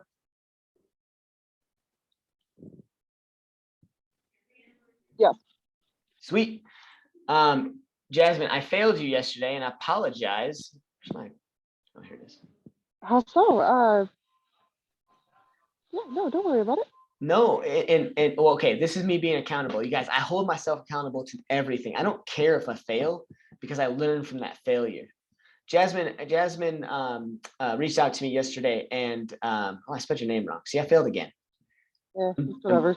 I'm deleting it though. Jasmine asked me, hey, how do I get my deal from basically into the system, into the thing? And I said, hey, let's just set up a time together and let's go and let's do this. Well, I failed in understanding that we literally have a DocuSign offer to close class that I am teaching tomorrow from 1 to 2:30. This is exactly how you go through the transaction with all of your documents, how to upload them to Command, how to submit them to the Market Center, what happens when Abby reviews them in compliance, how that looks when your DA comes out, how to get everything you need over to title to get paid on time. And so that's why I failed you, because we're canceling today and you're going to that. I think Darby texted you, right? Yeah. Cool. So you guys, where's my command technology? If you guys have not, and everybody new in here needs to take DocuSign offer to close multiple times. So Jasmine, you're going to learn a lot. It's going to get you through your first deal. You're going to need to take it again. Let me go ahead and get my calendar off. Everybody needs to take KW orientation. I know it says KW orientation, but this is where our tech ambassador goes over MLS basics, everything. If you guys need to learn more about technology, you have to go to KW orientation multiple times. There's 2 next week, one in Firestone and one in Fort Collins. The other class, what's the other one that Ryan teaches? Sorry, I think it's just tech Q&A. Yeah, Q&A with your tech coordinator. So this is where like Jasmine would look at her calendar and say, ooh, okay, I took DocuSign to close, but I just have a few more questions. She would be going to those types of things. To own my weakness, you guys, just right here with you guys, I'm not your tech guy. I just told Melanie, I don't use tech. I know command enough to be dangerous with. I know command enough to teach this DocuSign to close class tomorrow. I'm not your guru. I'm not your guru. That's why we have Ryan. This thing is robust and command is for everybody. You just have to figure out what is in it for you and how it's going to supplement your business. You will never, ever, ever use all of these things in command. Mark my words, don't try. It's too much.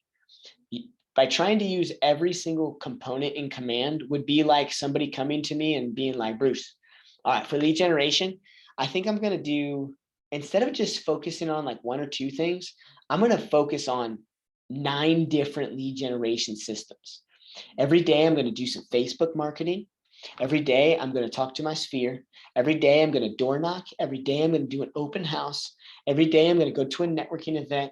Every day I'm going to cold call and door knock. How's that sound? Sounds awful.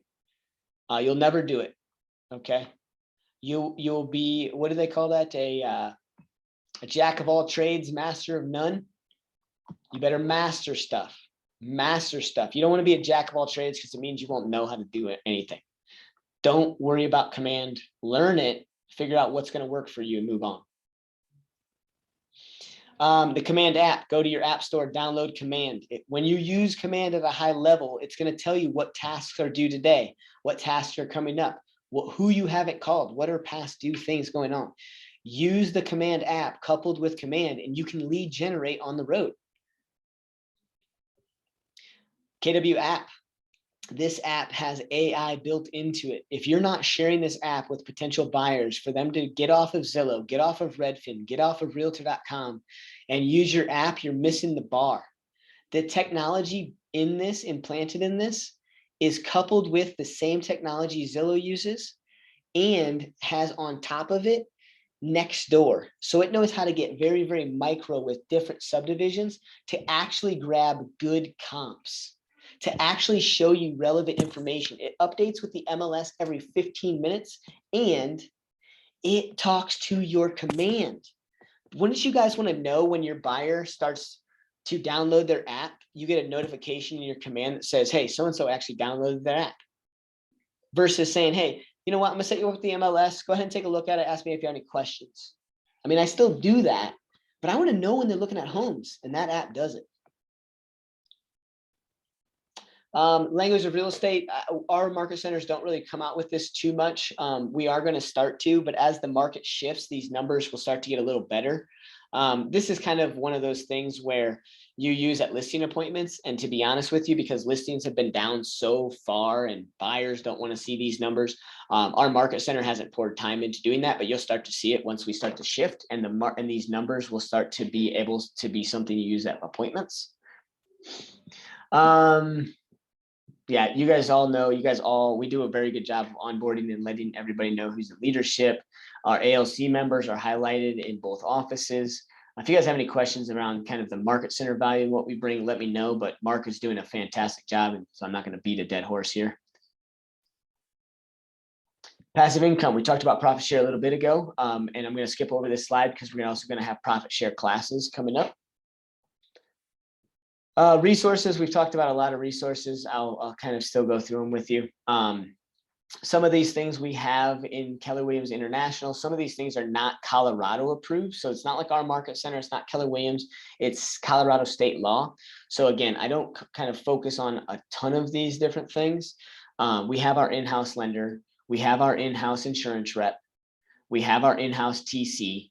And so these KWX companies, I like to supplement with, you guys are with a leader, David Rusaw, who owns these market centers, who understands that these things, if they can't be in Colorado, we need to create them for you. If you guys have never worked with Grant Hickman on a loan, I implore you to do so. If you guys have lenders that aren't with Simple, we are hiring a lender. And that lender that you may know that's doing 1 or 2 deals a month can literally come in, plant their license at Simple, and now start to market to 250 plus agents. The last one that we had that just left, he only left because he wanted to go work at a bank, which had a salary because he's going through an adoption process. Long story. He was closing 4 to 5 loans a month. If you guys know of a loan officer that could benefit from this, let us know. We are looking for somebody. Keller Covered is Keller Insurance. We have our in-house insurance rep. His name is Marcus Hoke. He will do quotes for your clients. He's doing like 3 of mine right now. Grant and him work hand in hand. If you guys need an insurance rep, let me know. All of their business cards, all of their marketing materials, all over our offices.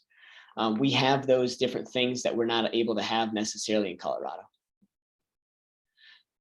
Community. So there's different things. You guys are designated as an associate broker at Keller Williams, and there are multiple things that you guys can start to pay into. I'm not going to go over these because we need some money. These things cost about $1,000 a month to be a part of. So if you really want to get good at land and agricultural pieces, they have a division in KW that will teach you how to do that, but it's at a cost. So again, I don't go over too many of these things. A lot of former military KW agents go through this. A lot of people that love, golf, sports, the sports entertainment, the designation is pretty cool. They teach you how to kind of start lead generating to the mega million athletes. Your career vision, we're not going to go over too much of that. Where do your commission dollars go? You guys need to be able to explain this at a listing appointment. All right. Where your dollars go will help you understand how to get listings at 6% or 7% or 8% or whatever you want to do. Right. So if I'm in a listing appointment and I get somebody that says, Bruce, will you reduce your commissions? I say, no. And I'll say, why is that important to you? And they say, well, because that's a ton of money going to you for, what we feel like is just putting a sign in the yard and getting a buyer in here. Like, I just don't feel like, that's a lot of freaking money. Like, I don't even make that much money in my career. Well, here, let me tell you this. Hold up 3 fingers, Mr. and Mrs. Seller. And I want you to put one down every time I say something. Did you know that I'm self-employed? So honestly, I actually have to pay all of my own taxes. You see your paychecks, you don't have to pay taxes, it just comes out. So I have to pay 1/3 of everything I make to the Uncle Sam.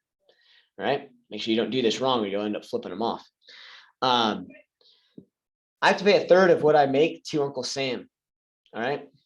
The other thing is the brokerage, our Keller Williams offices, they take 1/3 of our company commission as well. And that's because I couldn't do that without that technology. I couldn't do that. I couldn't do my own compliance files. I can't review my own contracts. I can't train myself. I can't do team meetings by myself. See, Amy? So my brokerage gets 1/3. Now, after all is said and done, I have 1/3 left. So out of 6%, Mr. and Mrs. Seller, 3 of that's going to the buyer's agent. 3 of that's coming to me. And I'm down to 1/3 left. Now, I said I run my own business. So now I've got 1/3 left that I can't, this is all that I could ever take from. Now, I don't know about you, but when you go to your work, you make money for your family, correct? Correct. Awesome. Well, I can't take no money for this. So the only thing left in this finger right here is business expenses. we could probably reduce some commission if you don't want any marketing. We don't have to do professional photos. We don't have to put it on the MLS. We don't have to put it on all of the worldwide websites. That could save you money right there. Would you like to do that? So when I say no, it's not to be greedy, Mr. and Mrs. Seller. It's simply put that these dollars don't just all go to me. And so that's why I'm at 6%. If that's frustrating to you, I can refer you to some discount agents. There's a lot of discount agents out there. We call them agents that die. You see, they couldn't figure out how to get their license off the ground and running. And so they'll take like $500 to list your home. But do you really want an agent who is going to fail in real estate to have all of that money left into their hands and their possession? I don't think so. So let's do the right thing. Let's get this thing signed. Let me get the sign in the yard. And does that make sense? Great. Know where your commission dollars go, you guys. If you know that and can do that, you will never really ever have to give a discount on a listing unless you want to, not because you have to. We're not going to go over this. Let's see here. What else we got finishing this up? I already talked about this at the beginning. Sorry. My expectations of you guys are 10 conversations a day, 10 contacts added a day. I think there's a lot of people in here that already have all their contacts added. This isn't 10 new contacts. This is just saying, hey, start your business off on the right foot. We need you guys to get your contacts into command. Don't sit there and spend 8 hours in one day putting all of your contacts in command. You see, it goes back to what I was saying before. You need to make a balance in your life, in your day. Don't get started off on the right foot and only train and enter things in for the first month. And then the second month you're in real estate, start to lead generate. You're creating horrible habits. 10 new conversations a day, 50 a week. 10 contacts added to your database until you have all of your contacts added. 10 handwritten notes a week, though. If you need handwritten notes, come see me. They're at my Firestone office. I'll be glad to pass them out to you. 10-5-1 social media engagements. All right, go through this, you guys. Let me see if it breaks it down for us here. Let's see.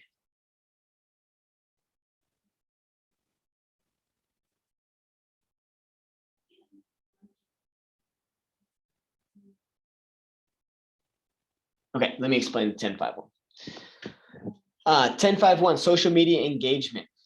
I want you guys to understand how relationships work. This is 10 likes. This is 5 comments. And this is 1 DM or direct message.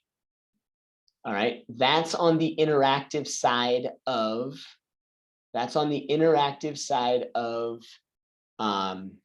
social media. The next phase in 10-5-1 is you want to do 10 posts a week about your personal stuff. You want to do 5 posts a week about things that aren't necessarily business related and aren't necessarily personally related. They might be news articles. They might be, if you guys have me on Facebook, I do Mindset Monday every single week. It has really nothing to do with me personally, but it has nothing to do with real estate. 5 of those. And then 1 business post a week.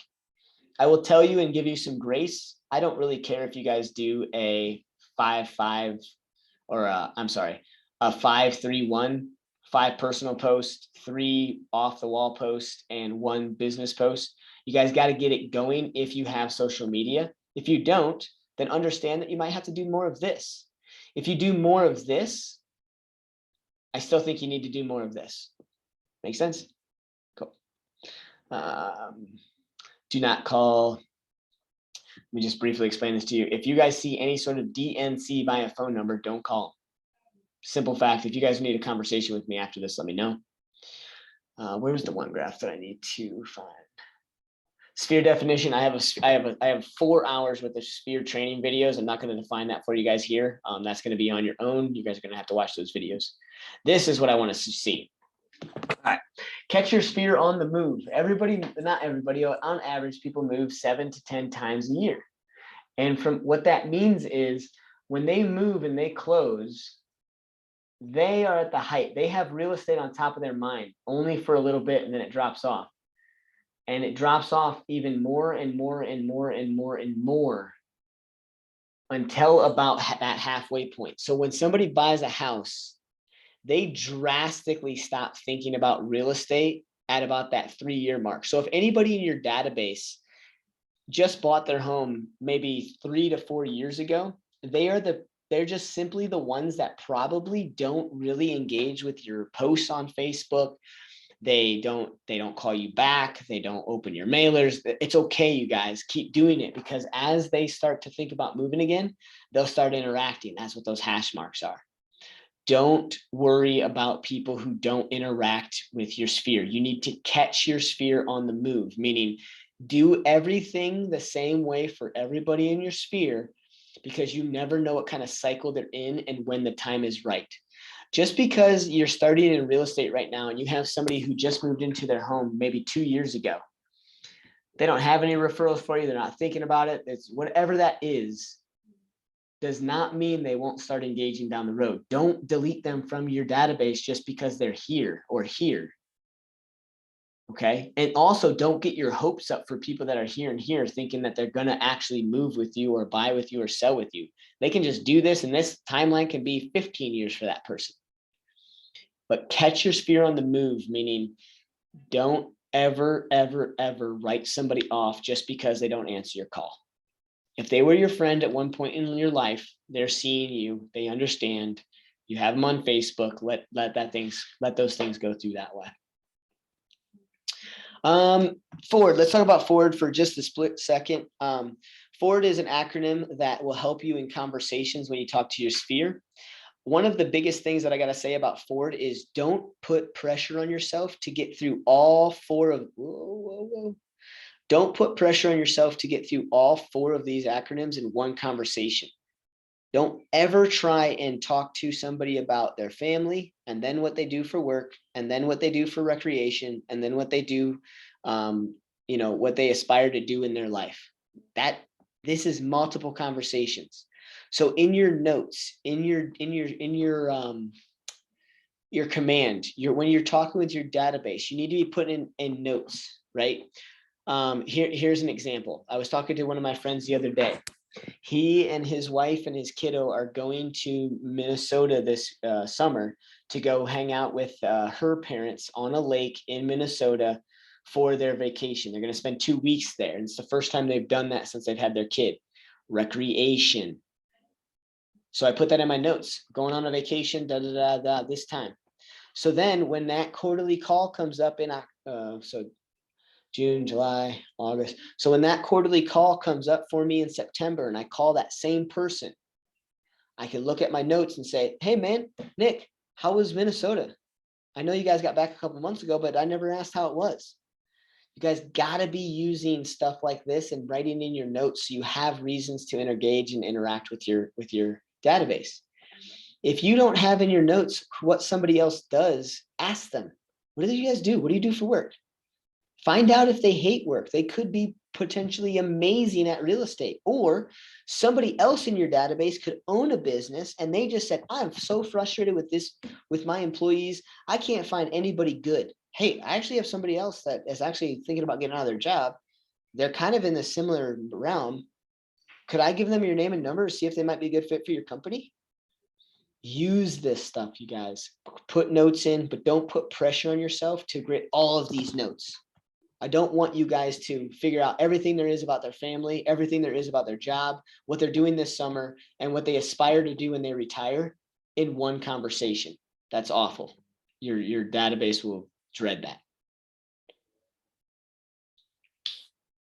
I think that's about it.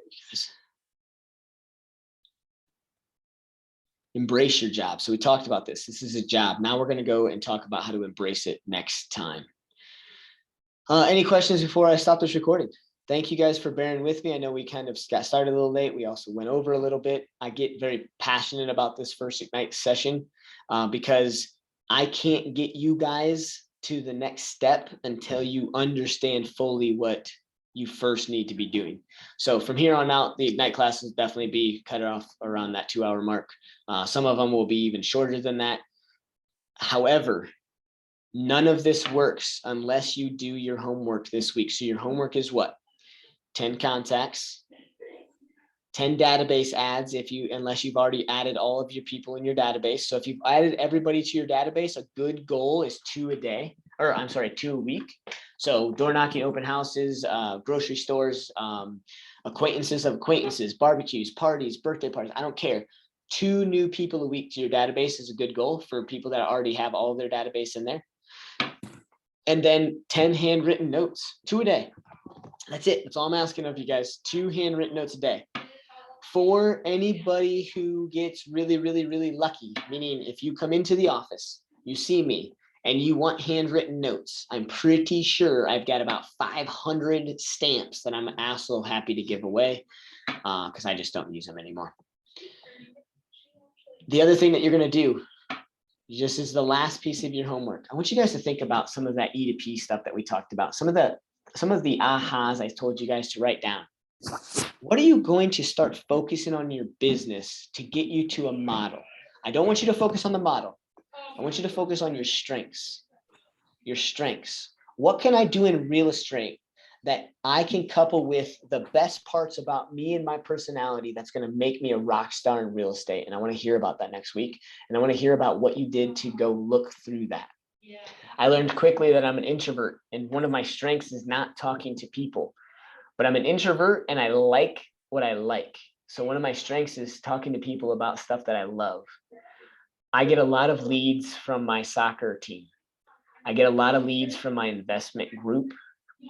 And I love investing in properties. So I interact, and the majority of my friends, we don't have beers and talk necessarily about sports or this or that. We talk about a deal we saw online in Michigan or Iowa or South Carolina that would be really cool if we had enough money to buy it. This is what we would do with it. Sounds kind of hokey, it's kind of weird, but we all have our likes. I don't expect you guys to have all the same likes, but you guys got to go find friends that have those similar likes, and you'll get a lot of leads from them. All right, thanks guys. Thanks, Bruce.